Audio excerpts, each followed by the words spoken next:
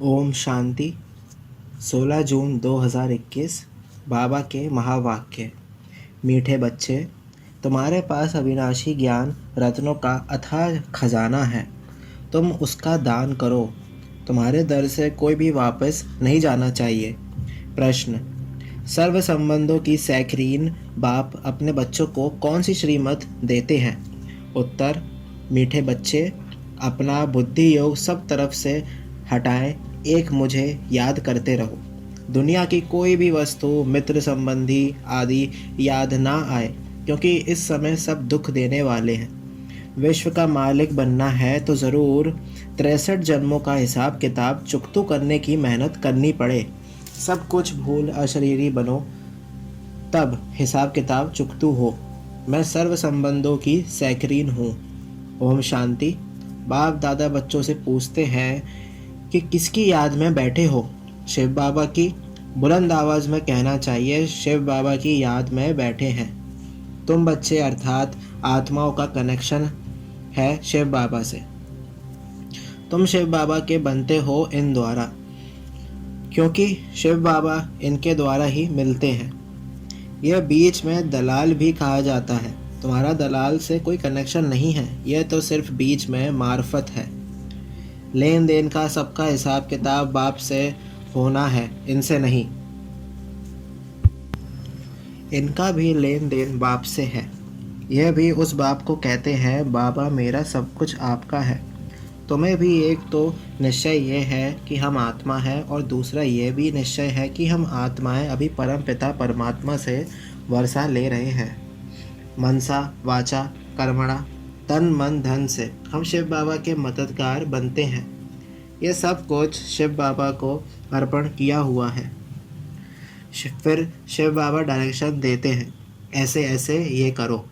इनको कहा जाता है श्रीमत। बाप खुद कहते हैं, मैं इस पुराने तन में प्रवेश करता हूँ। यह भी पतित से पावन बन रहे हैं। ये किसने कहा? शिव बाबा ने। यह भी पावन बन रहे हैं। इनका भी मेरे साथ हिसाब किताब है। इनके साथ कोई का हिसाब किताब नहीं। तुम चिट्ठी लिखते हो, शिव बाबा केयर ऑफ ब्रह्मा, परंतु माया ऐसी है जो निरंतर याद करने नहीं देती है। बुद्धि योग घड़ी घड़ी तोड़ देती है।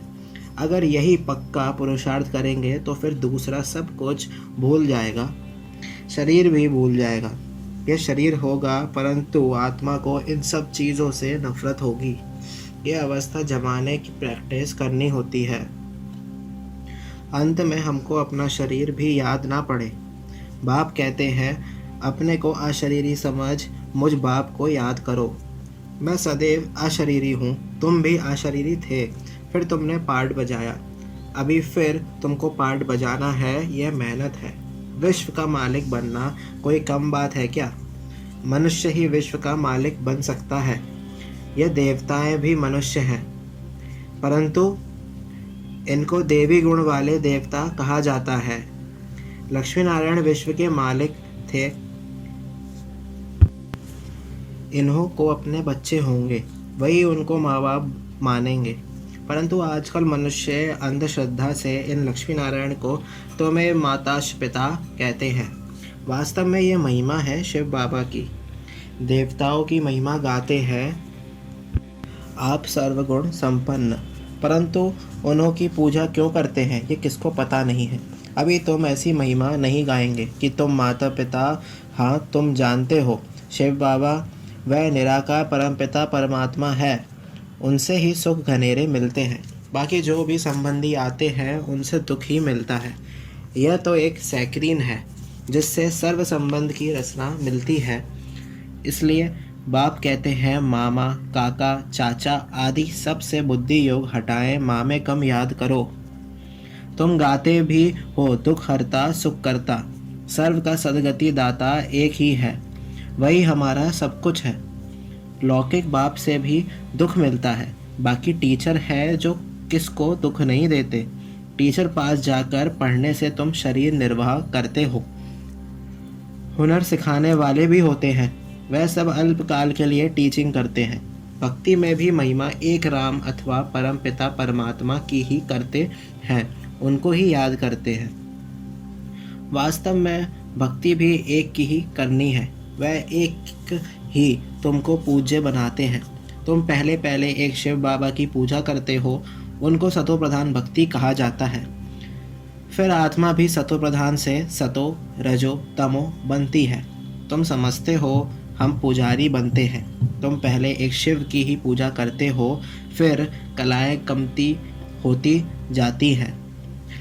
भक्ति भी सतो प्रधान से सतो रजो तमो बन जाती है। सारा ड्रामा तुम्हारे ऊपर ही बना हुआ है। आपे ही पूज्य, आपे ही पुजारी। जो 84 जन्म पूरे लेते हैं उनकी ही कहानी है, उनको ही बाप बैठ बताते हैं तुमने 84 जन्म कैसे लिए हैं। हिसाब ही उनका है। जो पहले पहले पूज्य देवी देवता बनते हैं वही पुजारी बनते हैं।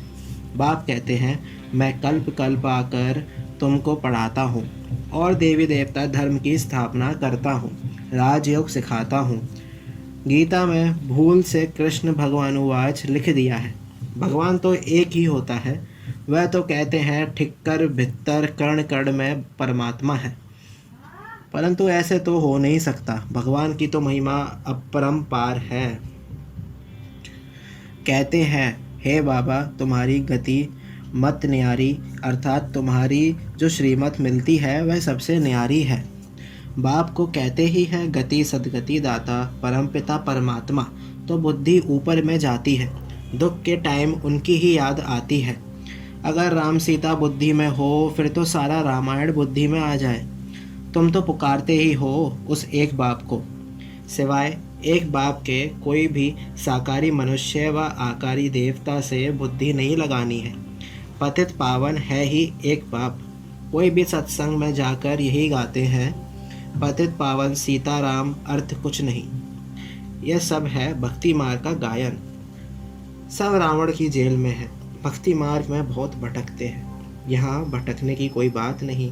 बाप समझाते हैं बच्चों को पॉइंट्स बुद्धि में अच्छी रीति धारण करनी है, पढ़ाई रेगुलर करनी है। अगर कोई कारण से सवेरे नहीं आ सकते तो दोपहर को आ जाना चाहिए। किसको तंग भी नहीं करना है। सारा दिन पढ़ा है, कोई भी समय जाकर पढ़ना है। यह बच्चियाँ सुबह से लेकर शाम तक सर्विस पर हैं। सारा दिन सर्विस स्टेशन खुले हुए हैं। कोई भी आए उनको रास्ता बताना है। पहले पहले तो बताना है। विचार करो तुमको 2 बाप हैं। दुख में पारलौकिक बाप को याद करते हैं ना। अभी शिव बाबा कहते हैं मामेकम याद करो। मौत तो सामने खड़ा है। यह वही महाभारत लड़ाई है। भले बड़े पदमपति करोड़पति हैं, बड़े बड़े मकान आदि बनाते हैं, परंतु वह रहने थोड़े ही है। यह सब टूट जाने हैं। वह समझते हैं कलयुग की आयु लाखों वर्ष है। इनको कहा जाता है घोर अंधियारा। कोई के पास पैसे हैं, पूछते हैं मकान बनाएं। बाबा कहेंगे पैसे हैं तो भले बना लो, पैसे भी तो मिट्टी में मिल जाने हैं, यह तो टेम्पररी है। नहीं तो ये सब पैसे भी चले जाएंगे, कुछ भी रहेगा नहीं, भले बनाओ। फिर उसमें गीता पाठशाला का प्रबंध रखो। जो तुम्हारे दर पर कोई भी आए उनको भिक्षा ऐसी दो जो उनको एकदम विश्व का मालिक बना दो। तुम्हारे पास अथाह ज्ञान धन है, इतना कोई के पास नहीं है। तुम्हारे पास सबसे साहूकार वह है जिनके पास बहुत ज्ञान रत्न बुद्धि में भरे हुए हैं। कोई भी आए तो तुम उनकी झोली भर दो। तुम्हारे पास इतना खजाना है, सिर्फ ये बोर्ड लगा दो, आओ तो हम आपको सदा सुखी स्वर्ग का वर्षा पाने का रास्ता बताएं। परंतु बच्चों में यह नशा नहीं रहता। यहाँ नशा चढ़ता है, बाहर जाने से भूल जाता है। शौक होना चाहिए। कोई भी आए उनको रास्ता बताएं जो बेड़ा पार हो जाए।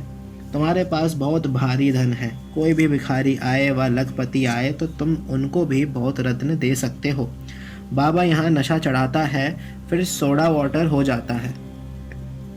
बाबा तुम्हारी अविनाशी ज्ञान रत्नों से झोली भर देते हैं, परंतु नंबरवार है। किसकी तकदीर में है तो पूरी रीति धारण कर लेते हैं। बाबा कहते हैं कोशिश कर तुम निरंतर याद में रहो। ऐसे नहीं कि सेंटर में जाकर एक जगह बैठना है, नहीं, चलते फिरते जो भी समय मिले बाप को याद करते रहना है। हथ कार्डे दिल अर्थात बुद्धि का योग बाप के साथ हो। बाप की याद से तुम्हारा बहुत कल्याण होगा। 21 जन्म के लिए तुम साहूकार बन जाते हो। बेहद का बाप बेहद का वर्षा देते हैं।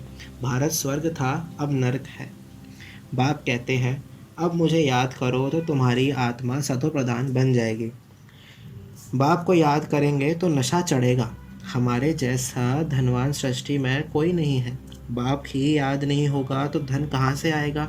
स्वर्ग में तो तुम बच्चों को अपार सुख मिलता है। शास्त्रों में तो कितनी दंत कथाएं लिख दी है। गाते भी हैं, राम राजा राम प्रजा, धर्म का उपकार है।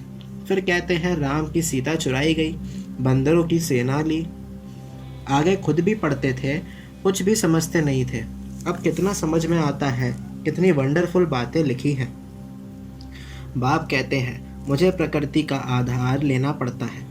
त्रिमूर्ति में भी ब्रह्मा विष्णु शंकर दिखाते हैं, परंतु ये भी समझते नहीं कि विष्णु कौन है, कहाँ के रहने वाले हैं। विष्णु के मंदिर को नर नारायण का मंदिर कहते हैं, परंतु अर्थ कुछ भी नहीं समझते हैं। विष्णु के यह 2 रूप लक्ष्मी नारायण हैं जो सतयुग में राज्य करते थे। अभी तुम मनुष्य से देवता बन रहे हो। कोई भी आए तो बोलो ये ब्रह्म कुमार कुमारियाँ हैं। तो प्रजापिता ब्रह्मा सबका बाप हुआ। बहुत ढेर की ढेर प्रजा है, नाम तो सुना है ना। भगवान ने ब्रह्मा द्वारा ब्राह्मण रचे। बाप ने ज़रूर बच्चों को वर्षा तो दिया होगा ना। तुम बच्चों को विश्व का मालिक बनाते हैं। तुम शिव बाबा से वर्षा पाते हो। एक है लौकिक पाप, दूसरा है पारलौकिक पाप। अब यह तुमको अलौकिक बाप मिला है, यह तो जौहरी था। यह थोड़े ही कुछ जानता था। इनके लिए कहते हैं कि इनके बहुत जन्मों के अंत के जन्म के भी अंत में इनमें प्रवेश करता हूँ। वानप्रस्थी बनने का रिवाज भी भारत में है। 60 वर्ष के बाद गुरु के पास चले जाते हैं। बाप इनमें प्रवेश कर कहते हैं, अब तुमको घर चलना है। मुक्ति सब चाहते हैं, परंतु मुक्ति को जानते कोई भी नहीं। ब्रह्म में लीन तो कोई हो नहीं सकते। यह तो सृष्टि का चक्र फिरता ही रहता है, सबको पार्ट बजाना ही है। कहते हैं वर्ल्ड की हिस्ट्री ज्योग्राफी रिपीट। यह अनादि ड्रामा बना हुआ है। 84 जन्मों का पार्ट तुमको बजाना ही है। यह ज्ञान डांस होती है। वो लोग फिर डमरू दिखाते हैं। अब सूक्ष्म वतनवासी शंकर डमरू कैसे बजाएगा। बाप ने समझाया है, तुम बंदर मिसल थे तो तुम बंदरों की सेना ली। तुम्हारे आगे बाबा ज्ञान का डमरू बजा रहे हैं, तुमको ज्ञान देते हैं। अभी तुम्हारी सूरत और सीरत दोनों पलटा रहे हैं। काम चिता पर बैठ तुम काले हो गए हो। बाबा फिर तुमको ज्ञान चिता पर बिठाए सूरत और सीरत दोनों पलटाए, सावरे से गोरा बना देते हैं। यहाँ बाबा कितना नशा चढ़ाते हैं। फिर नशा गुम क्यों होना चाहिए। अच्छा, मीठे मीठे सिक्की लदे बच्चों प्रति माता पिता बाप दादा का याद प्यार और गुड मॉर्निंग। रूहानी बाप की रूहानी बच्चों को नमस्ते। हम रूहानी बच्चों की रूहानी माता पिता बाप दादा को याद प्यार और गुड मॉर्निंग, नमस्ते नमस्ते, शुक्रिया बाबा शुक्रिया। धारणा के लिए मुख्य सार। फर्स्ट पॉइंट, बाप ने जो अथाह ज्ञान का धन दिया है उसे धारण कर स्वयं भी साहूकार बनना है और सबको दान भी करना है। जो भी आए उसकी झोली भर देनी है। सेकंड पॉइंट, बाप की याद से ही कल्याण होना है, इसलिए जितना हो सके चलते फिरते बाप की याद में रहना है। सर्व संबंधों की रचना एक बाप से लेनी है। वरदान, सारे वृक्ष की नॉलेज को स्मृति में रख तपस्या करने वाले सच्चे तपस्वी व सेवाधारी भव। भक्ति मार्ग में दिखाते हैं कि तपस्वी वृक्ष के नीचे बैठकर तपस्या करते हैं। इसका भी रहस्य है। आप बच्चों का निवास इस षष्ठी रूपी कल्प वृक्ष की जड़ में है। वृक्ष के नीचे बैठने से सारे वृक्ष की नॉलेज बुद्धि में स्वतः रहती है। तो सारे वृक्ष की नॉलेज स्मृति में रख साक्षी होकर इस वृक्ष को देखो, तो ये नशा खुशी दिलाएगा और इससे बैटरी चार्ज हो जाएगी। फिर सेवा करते भी तपस्या साथ साथ रहेगी। स्लोगन, तन की बीमारी कोई बड़ी बात नहीं, लेकिन मन कभी बीमार ना हो। ओम शांति।